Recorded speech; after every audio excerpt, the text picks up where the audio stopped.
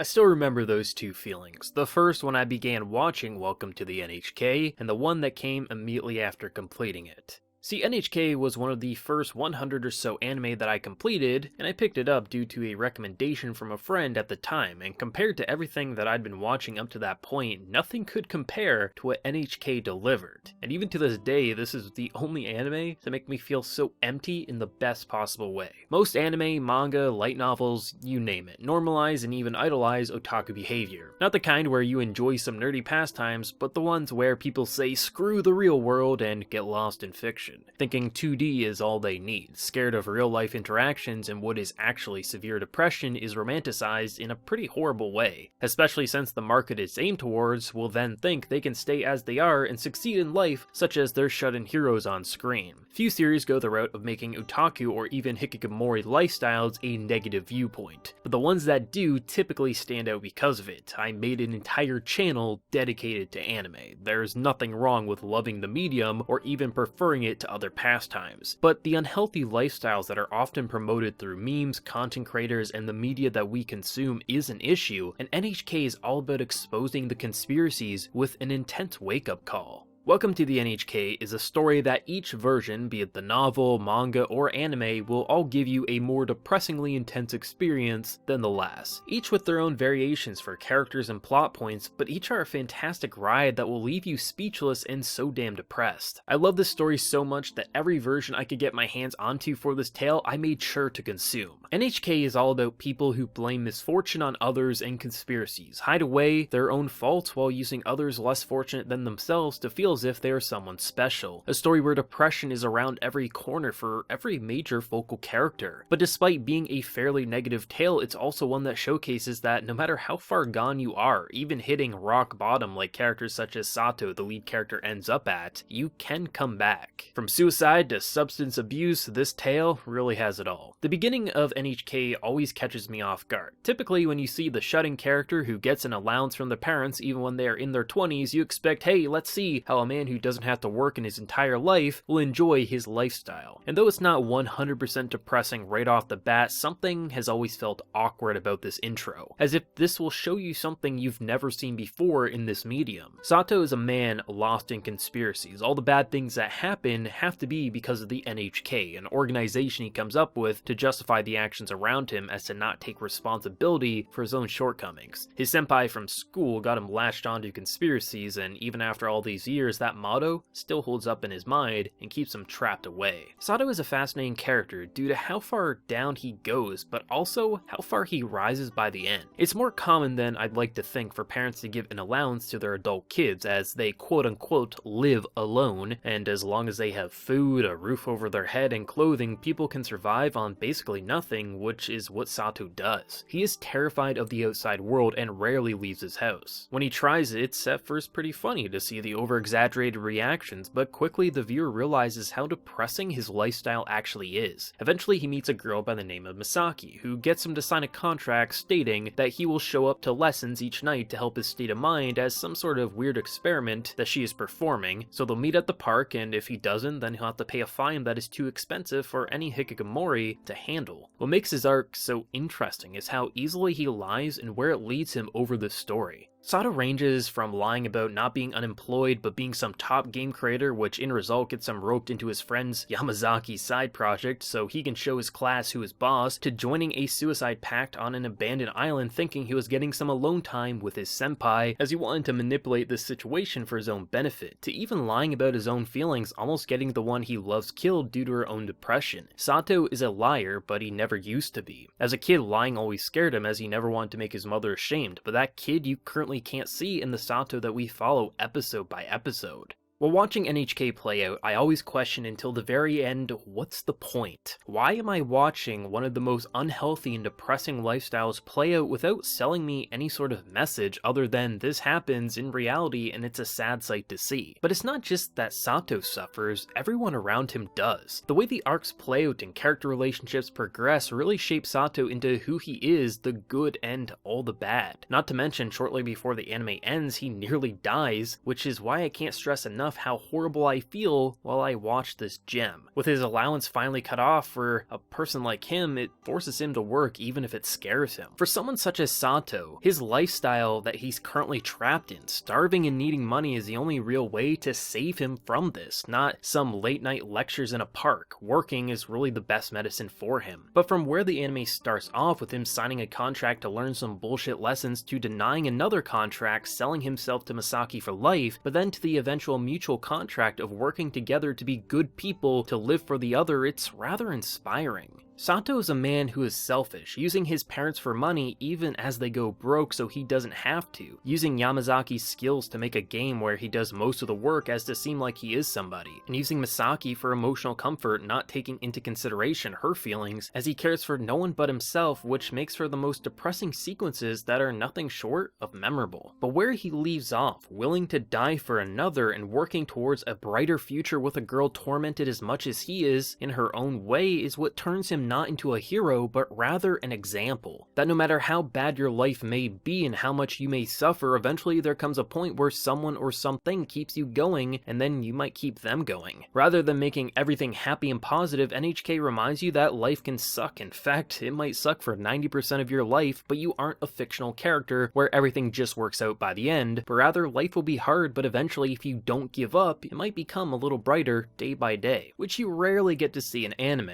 A story that says things just won't be great one day like in a story, but your negative life, it could get better with time. This anime doesn't even leave off on a romantic ending where everything is perfect. It ends off saying, life for now is okay. I have someone and a goal to keep me grounded for the time being, and I will do the same for them. And that's enough for now, even if one day it will all go to shit. N.H.K is the only anime that I know that explores such depressing subject matter that then ends off on one of the most realistic relationships that I've seen, where people aren't some happy couple, but rather they are content with how things are and will continue to live for the other, as then neither can throw their own lives away, at least for now. Which leads me to highlight the devil herself, Misaki. Depending on the version of N.H.K, you may have a different opinion on this girl. Aspects like her abusive past can be a lie in one version as a form of revenge, and reality in another, as we see with the anime.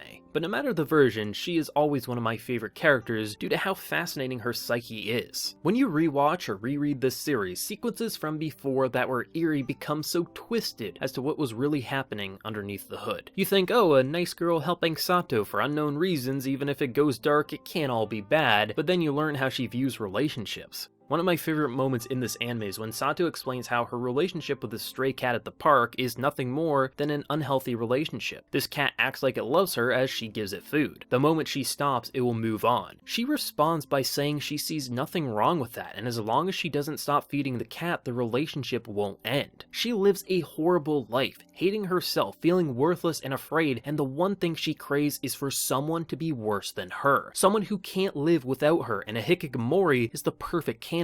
But how do you find one, as they really don't leave their house? Well, you spy on them for months as you have a bird's eye view from your house to his apartment, and your family just so happens to own the building that he's currently living in, giving you all the personal information you need to emotionally control the tortured soul. Misaki literally manipulates Sato from day one, appearing as his guardian angel, wanting nothing but to use him for an experiment that will do nothing other than help him to become the person that he dreams of being. The goal is to make him so dependent on her that he will sign his life away to her, so he'll continue to make Misaki feel good about herself, and then she won't be the most worthless one in a relationship for the first time. These two are what make this story so worthwhile. It all boils down to horrible people acting out due to bad circumstances, and rather than tackling it head on, they run and hide and use others to stay alive for another day.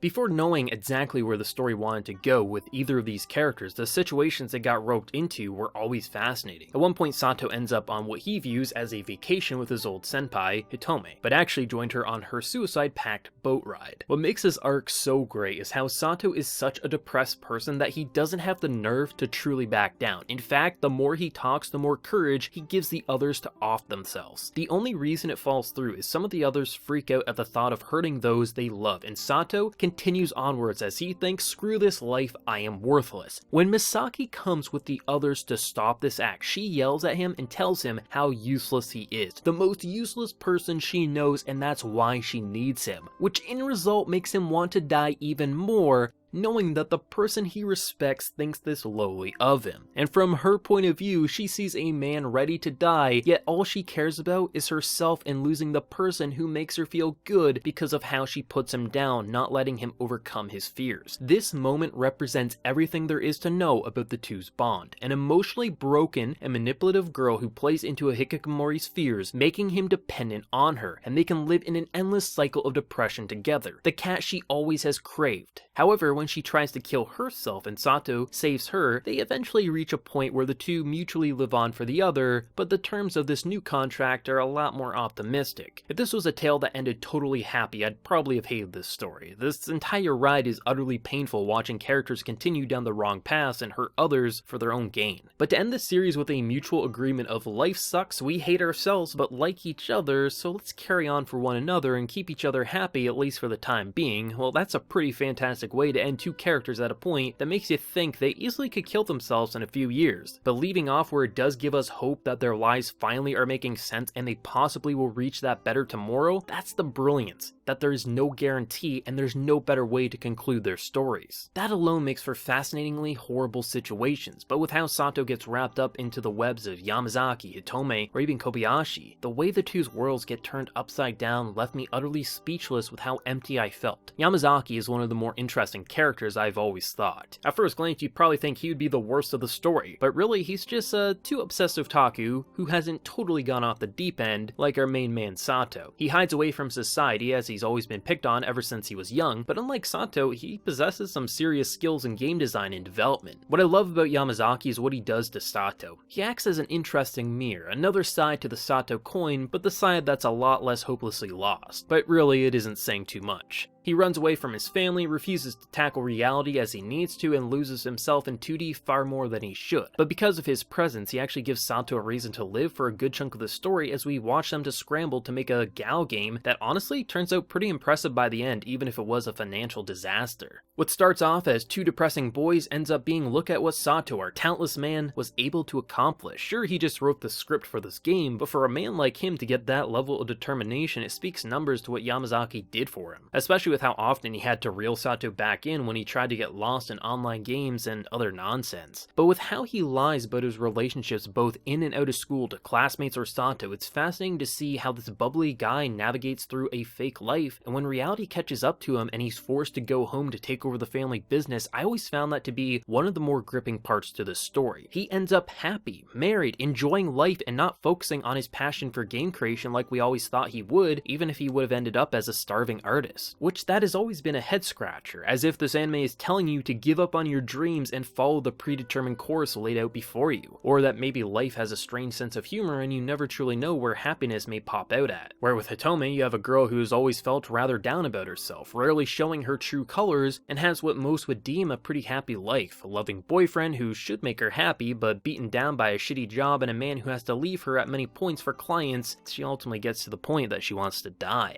I find she has one of the more relatable stories out of the central cast, as she isn't some extreme otaku, she's this beautiful normal person, normal job, normal boyfriend, but life just isn't what she expected. Almost feeling like your talents have been wasted and the conspiracy is real, that reality is a sick joke and why suffer any longer. When her boyfriend comes to rescue her and proposes, you see her end up with what she always wanted, validation that her existence meant something. Someone dedicating themselves for life, even if it means jobs might suck, you'll have to leave on business meetings more than she would like, it still opens her eyes to what she's truly always had, but almost foolishly tossed away. She doesn't gain anything out of the ordinary, she gets married and has a family. But often people get lost in all the years of negativity, convincing yourself that we are pointless. But when someone truly dedicates themselves to you, it opens your eyes and makes those terrible times acceptable for the positive that came later. She numbed herself with drugs, alcohol, and mindless pleasures for all her life. Substance abuse is no laughing matter, and her life isn't either. But her outcome was rather a sweet example of life in general, and what lets us hang on even when there's so much trying to bring us down. down. To even former classmate Kobayashi, who got wrapped up in a pyramid scheme to support her brother, who lives a pretty bad lifestyle, even worse than Sato himself. And how she pries on Sato knowing he'd be an easy target as her countless other prey were before him. She knows she's gone down this rabbit hole far too much, and her only option is to continue to scam, as else there'll be no money to live off of. Watching how her and her brother wrap around Sato and the rest is quite messed up, especially with how the arc ends, with the brother literally ditching the sister and getting a job once the food stops coming to him, with the uncertainty of her own future. But the arc was just there to highlight how good people can get wrapped up into horrible lifestyles, and how some people can't escape it until it's too late. And as far as we know, she may be far too gone with no way to recover financially, the last that we see of her. In a lot of ways, I don't think there's a true purpose to the character's stories, or that it was trying to teach us life lessons. And rather than catering to what you expect, such as here's how you can be a better person, or here's something we see in reality like unhealthy otaku lifestyles, hoping to make the fans feel better about themselves while not fixing the problem at hand, this tale went the complete opposite direction, as N.H.K just aimed to be realistically painful, showing us the harsh reality of people in these kinds of situations we get wrapped up into, whether that be how people get lost in lies to the point that the lies become their truth, substance abuse leading you off to a ledge and maybe even jumping off that cliff, using others for your own gain, ignoring everyone else's feelings, or how life can just suck with no guarantee that it'll eventually get better. But none of the characters truly end up in a bad place. Sure, some are uncertain, but the main characters all have an open-ended conclusion with the potential of a brighter tomorrow, but never a guarantee. In fact, for what we witnessed throughout this story's run, it's the most hopeful you could wish for and never would expect for 3/4 of the episodes. Characters marry, decent life, not wanting to kill yourself and finding someone to live for, or not currently being wrapped up in a pyramid scheme even if you currently are jobless. But rather than make life seem like a romantic fairy tale, it highlights that life can suck for 90%, but that 10% hopefully will be worth living for, at least if you stick with it. It's an anime, manga, and novel that every time I experience it, I start off thinking, aha, here we go again, another crazy otaku adventure, to witnessing the final moments play out and me feeling rather empty, not knowing what to feel, whether I learned a life lesson, a story telling me that life could suck and there's nothing you can do, or something so unique that no story can compare, and your best bet is to recommend it to others, as it should be a crime not to watch. N.H.K is a series I can only experience every few years, one that I watch in one sitting, not being able to put it down, but leaves me so emotionally wrecked that I need a few years to recover, as what it does to my emotions should be classified as a crime that I am willing to break the law for every so often. The English dub is one of my favorites across all of anime, selling these personalities just as flawlessly as their Japanese counterparts, especially seen with my man Yamazaki, whose English actor sells this character in an insanely entertaining way, highlighted the most in his rage or comedic scenes, with even the dated animation surprisingly holding up visually with its unique and more grounded aesthetic, as character designs rarely felt over-exaggerated, and when they are, it was generally done for a reason, highlighting the broken mentalities at hand. But because of how empty this anime makes us feel, even when we see some pretty sloppy shots, which there are plenty, it honestly adds on to the depression at hand in a strangely fitting but not intentional way, which few anime will get to say.